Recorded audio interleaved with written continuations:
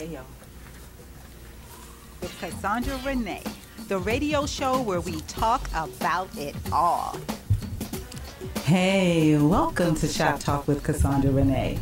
With me are my co-hosts, Kevin Eaton. Good morning, Baltimore. Yay. And Angelo Superstar Barbara Richardson. Good morning.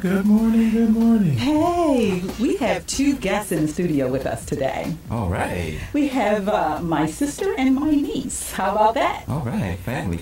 Yeah, we have Diane and Shantia. Hi, ladies. Hello. Welcome. They're from Tarboro, North Carolina. Yeah, Tarboro. Yeah, we've been getting a lot of guests from Tarboro, North Carolina. Thank you so much for gracing us with your presence, y'all. Of course. If you recall, last week we talked about fatherless sons. Mm-hmm. It was a very intense conversation, and it came from Oprah Winfrey's Life class. This week, we're going to be talking about fatherless daughters. Okay, but before we go into our show, to the topic of our show, we have to acknowledge Trayvon Martin verdict. Mm-hmm. Our hearts and, oh my gosh, everything goes out to Trayvon Martin's family. You know, you feel like his family lost him again, a second time, because of this verdict. And our thoughts and our prayers go out to his family, friends, and all his loved ones. Yeah, that's Okay? very tragic. Very tragic. But again, the topic of our show today is fatherless daughters. I'd like to acknowledge, though, the main sponsor of our show today is Mr. Olsteen Groom Jr. He's a CPA with 30 years of financial management and auditing and accounting experience in the federal and state governments. Give him a call at 410-902-8737. On the phone, we have Tyerra. Hi, Tyerra. Good morning, Hi, Tyerra. Cassandra. How are you? Good. How are you doing? I'm doing good. Good. You know, when I brought up the topic about fatherless daughters, you were very anxious to share because you are a fatherless daughter. Yes. And it's not in the traditional sense of I never knew who my father was. I do know who my father is, but he just hasn't been an active role in my life. Okay, so he's been absent. Does he have any other children? Yes, he does have one other child. I have a half-sister. And they are not necessarily close, but he has a much better relationship with her. And actually, my brother, who is not his, he has a very close relationship with him as well. So I'm just the odd woman out, I guess. Why do you think that is? I have no idea. We didn't have a great relationship growing up. He said that was partly due to my mother. And when I became an adult, outside of my mother's house, we tried to restart the relationship again. And it was going good for a while. And then when my sister, who lived here in Maryland, moved to New Jersey, it stopped. It was almost as if it didn't exist. So I don't know.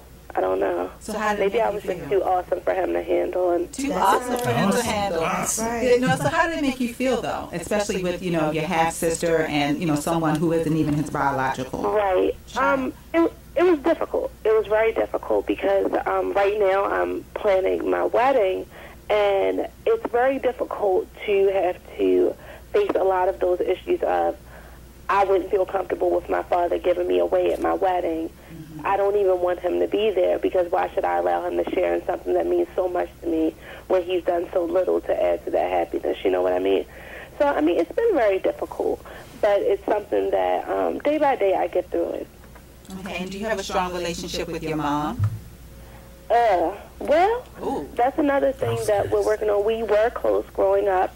We had a big falling out, and it was one of those things that we never actually dealt with. But I just kind of tried to move past it because I have a daughter of my own, and I try my best to feel like I'm doing everything that I can to have a good family foundation for her, and that includes mending any broken wounds with my family. But in the situation with my dad, I put myself out there, and then he stopped responding. You can't force anyone to be in your life. They have to want to be in there, too. Right. Yeah. So do you periodically call him, or you just giving up completely? What happened was that maybe about a little over a year ago, I had called him on Thanksgiving, and we were going to go stop up at his new house. but I didn't have the address, and so I called him all day Thanksgiving, never heard from him.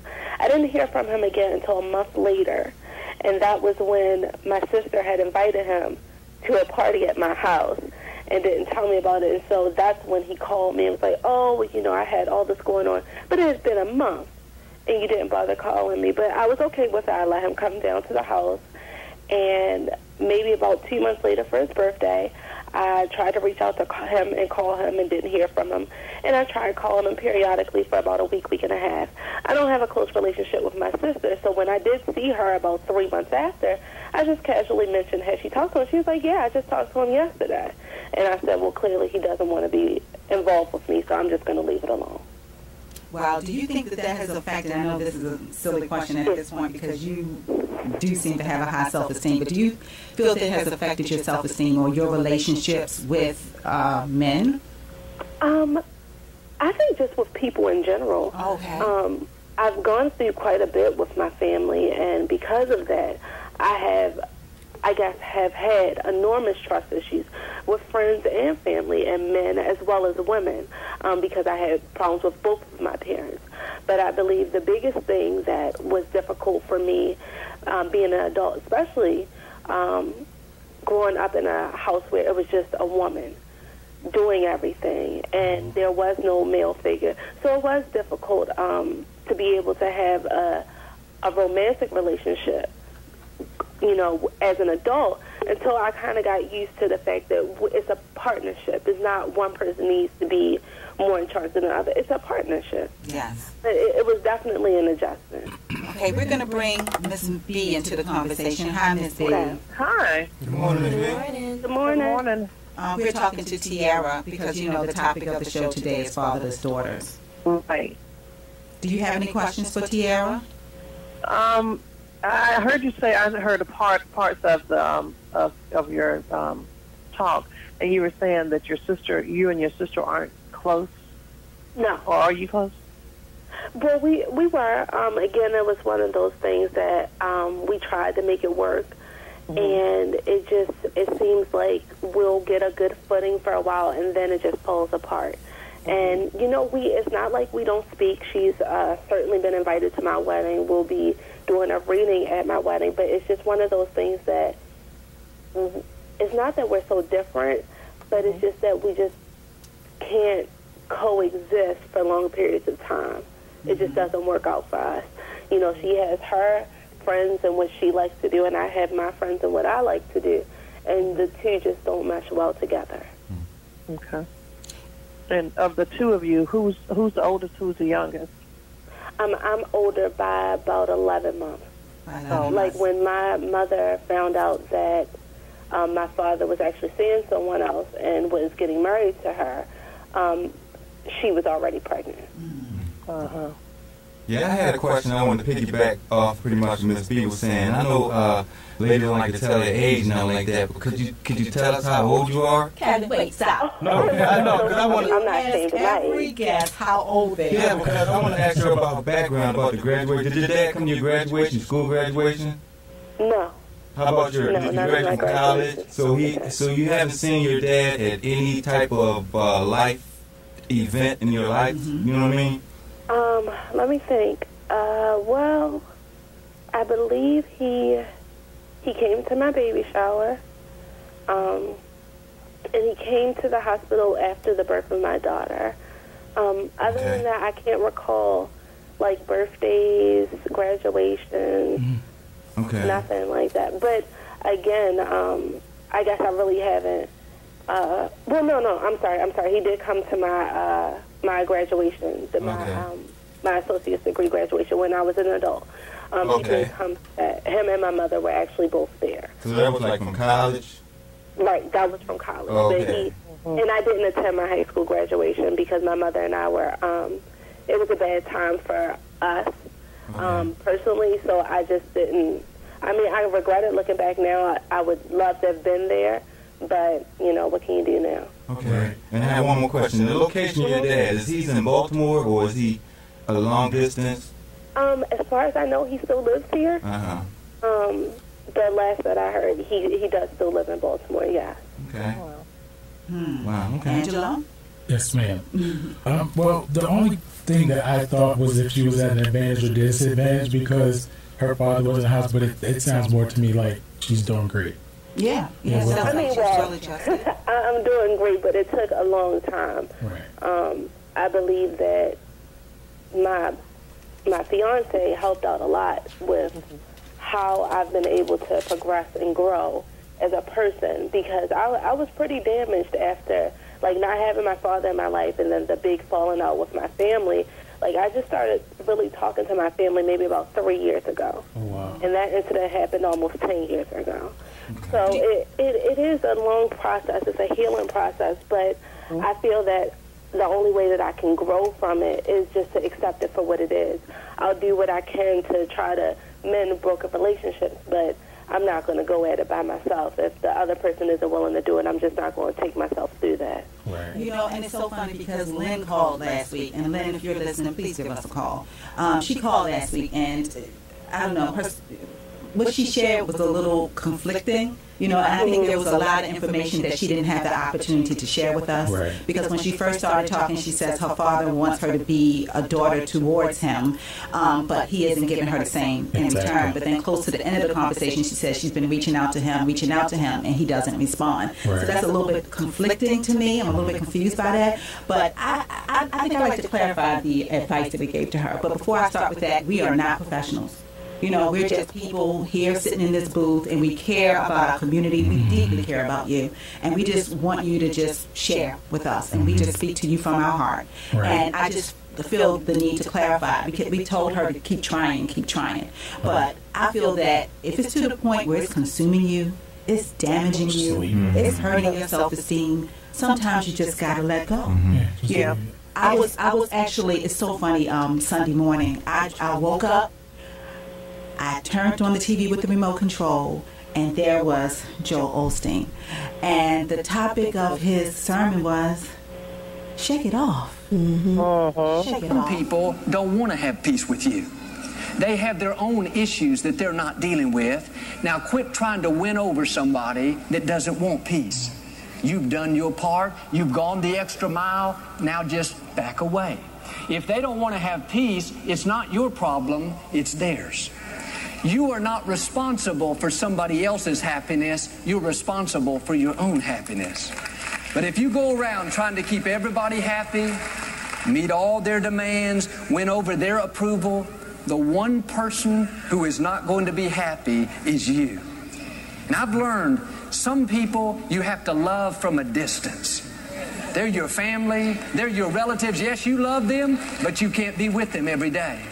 They don't want to have peace with you. Now, don't frustrate yourself trying to make something happen that's never going to happen. And that's not being rude. That's not being disrespectful. That is being responsible with the gift God has given you.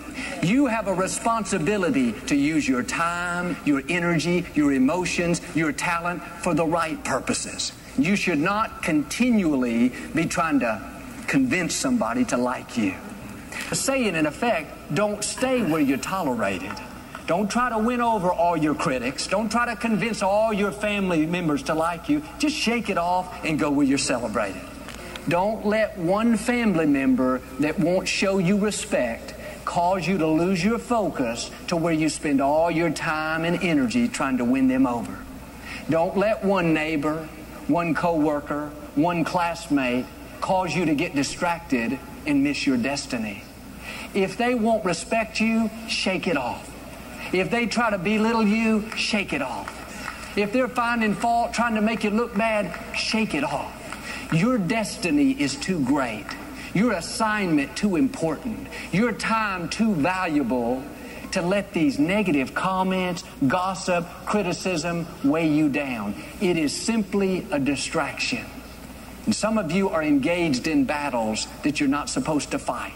Trying to win somebody over that's never going to be won over. It's time to shake it off and move forward. Don't stay where you're tolerated. Go where you're celebrated. You don't have to have their approval. You have Almighty God's approval. People. All right. Amen. Joel Olsteen, powerful speaker, so relevant to the topic today. On hold, we have Maggie. Hi, Maggie. Welcome to the show. Peace and blessings to all of you. I want to share with your guest a story about a young woman who was getting married, and she didn't have her mother and father together. As a matter of fact, her father was in another state. And at one time, her father had actually stopped seeing her for a good period of time. But she felt like they both brought her in the world, and they both had the responsibility to fulfill her right to have her father and her mother at her wedding. And guess what? The other side also had the same experience, and she had both the mothers and fathers who were separated there. Her husband had both his mother and father who were separated there. And those parents treated each other with respect and went their ways afterwards. So a champion, if it's possible, will get that job done, because that's your right, baby. Excellent, Maggie. Thank you so much. Tyerra. Do you think, in terms of your father, do you think when he sees you, it reminds him of the wrongs that he did to your mom? Do you think maybe that's why he treats you the way that he does? I mean, I guess I would kind of think that, but him and my mom still talk. So that's why it was like, I felt like, okay, well, what, did I do something? Did I say something? Well, I like to add from my experience. I'm not a professional. This is Shantia speaking. How you doing, sweetie? Myself as well. My father wasn't in my life, but now we have a pretty good relationship now. 20 years later, more than that, almost 25 years later, and the conclusion that I had to come to is it wasn't the time then. He was going through so much, and all things happen for a reason. If he came into my life when I needed him, when I thought I needed him, I would have turned out totally different. My life would have been harder. It would have been harsher. So sometimes all things happen for a reason. So maybe this is not the time for him to be in your life, for him to get himself together, because we don't need extra drama. You got a wedding coming up, you about to have a good family, you have a child. You need somebody positive to come into that life and to add to it, not to take away. Absolutely. Right. And as fatherless daughters, we had to learn how to build ourselves, didn't we? We had to build ourselves. Our mothers could only do but so much. And so we had to learn on our own. And my husband as well helped me, because I had trust issues as well. I didn't trust any man. And he had to break down those walls. I know you had some high walls, didn't you? That dude had a chisel, didn't he? He was breaking it down, you know what I'm saying? So, I mean, you sound like you're doing an excellent job. Just don't feel bad about that. He is not in your life for a reason. Yeah, he just isn't ready. And some people, they just aren't equipped. Right. That's right. I mean, they just aren't equipped to have that type of relationship. And then you kind of wonder, what was his relationship with his mom, with his dad? That's It's his issue. It isn't yours. That's the other thing. Because during the time that we were talking, we did go into just a little detail about who he is, where he came from, and he actually wasn't really raised by his parents. He was more raised by his grandparents. Right. And his grandfather was a pastor in the church, but it was during a time where, like, child abuse was something that was just like, well, it just means I had to beat them harder because they acted out. And I think that he's a very brilliant man. He went to Brown on a full scholarship during a time where black people weren't just getting full scholarships to law school like that. His entire education was paid for. There was all these programs that came out. He's a brilliant man, but just because you're smart doesn't necessarily mean that you have it all together. Yes. And I think with him, he never really dealt with the issues from his childhood. He just accepted them. And because of that, it's just like, it's kind of like that pit and that openness. And he never, because my sister will tell you that she doesn't feel that he did an adequate job with raising her.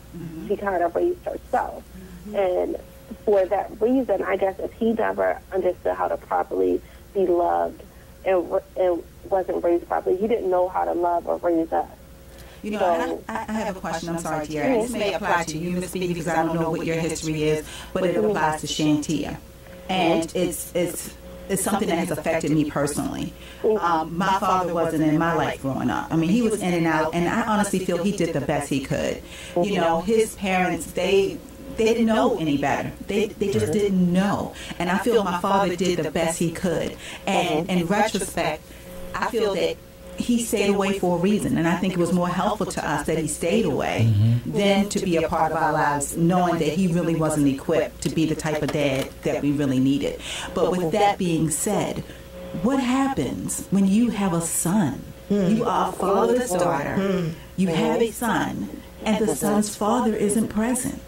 What do? You know, I found within myself, I overcompensated. You know, I'm a girly girl. Anybody who knows me will tell you I love sparkly. I'm a girly girl. And I felt... Yeah, she got sparkly glasses on, y'all. Sparkly glasses. I don't have my sparkly headphones. I don't know where to plug them in. But, you know, I'm a girly girl. But I felt like I had to man myself down, you know, to communicate with my son and to show him a male image. But I didn't know what I was doing. I had no point of reference. I wasn't around my dad. His dad wasn't around. I was just making shots in the dark. And ultimately, I think I may have hurt him more than helped him because I overcompensated. And it caused me to be less feminine, you know, because I sacrificed myself. And I find a lot of times we sacrifice ourselves for our children and for our families.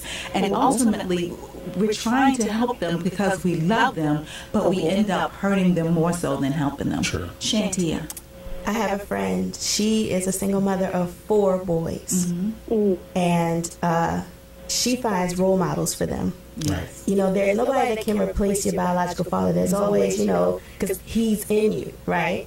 But she makes sure that she has role models in place because she knows that she cannot be a father. You know, and so her boys are wonderful boys, positive, young black boys. You know, and so like I was saying before, sometimes we have to fill in those gaps ourselves. But also talking to my father now, not to say that you and your father may not have a relationship later on, but a lot of times, you know, not giving him an excuse, but they're human too. And my father told me, you know, and Tyerra, you sound like a mature, intellectual woman. And he may be intimidated by that. He may say, I don't want to go in there and mess this stuff up for her. You know, I'm going to stay over here. But you know, and that's how my father felt about me. But with that being said, we as women need to stop allowing men to use us as an excuse. That's true. I did that because of my wife. I did that because of my child. You know, ownership is very important. You have to accept responsibilities for what you do and do not do. Miss B. Okay, I want to just say, you know, I grew up without my father in my home, but he was active in my life. However, after I got married and my husband and I divorced, I had a daughter and a son from him, and it was hard for me to raise my son at the 15, 16-year-old age. And so he got rebellious with me. You know what I did? I sent him to his daddy. I cannot be a father. And I was so frustrated because I felt like I'm having to step in these shoes and wear them, and I was not created to. I was angry, and, you know, I called his dad. I said, listen, he's out of control. Either you can come and get him or whatever happens.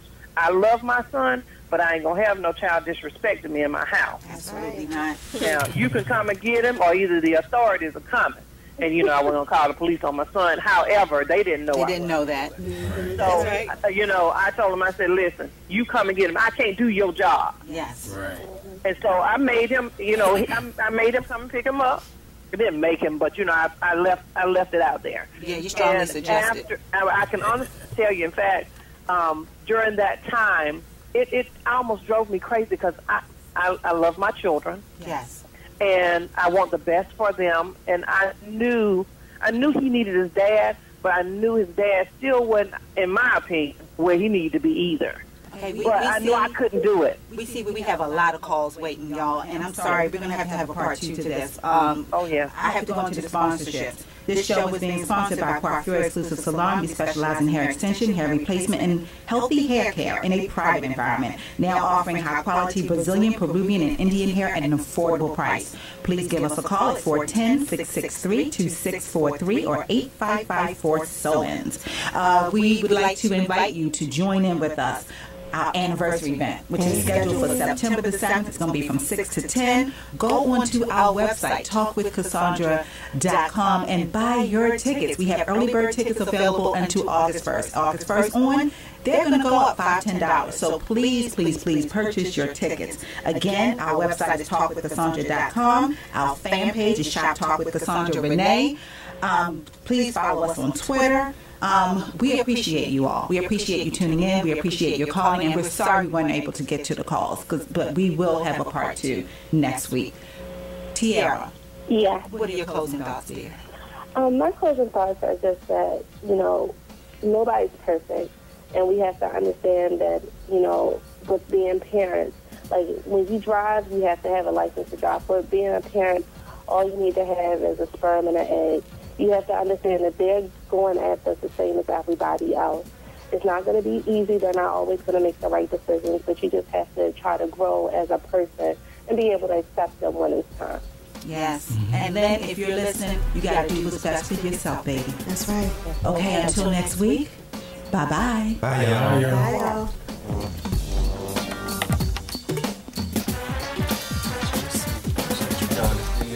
You did that one time. Ooh, that was intense. Just hold it down. It worked. That was flat, girl. No, that's okay. Did you get it? Shop Talk with Cassandra Renee, the radio show where we talk about it all. Beauty, sports, current events, health, travel, music, and so much more.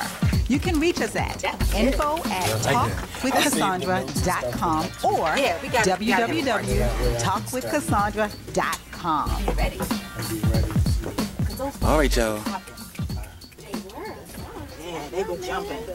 Knowing what's happening has never mattered more. 1010 WOLB and WOLBbaltimore.com. The Alzheimer's Association. Breaking news. The issue.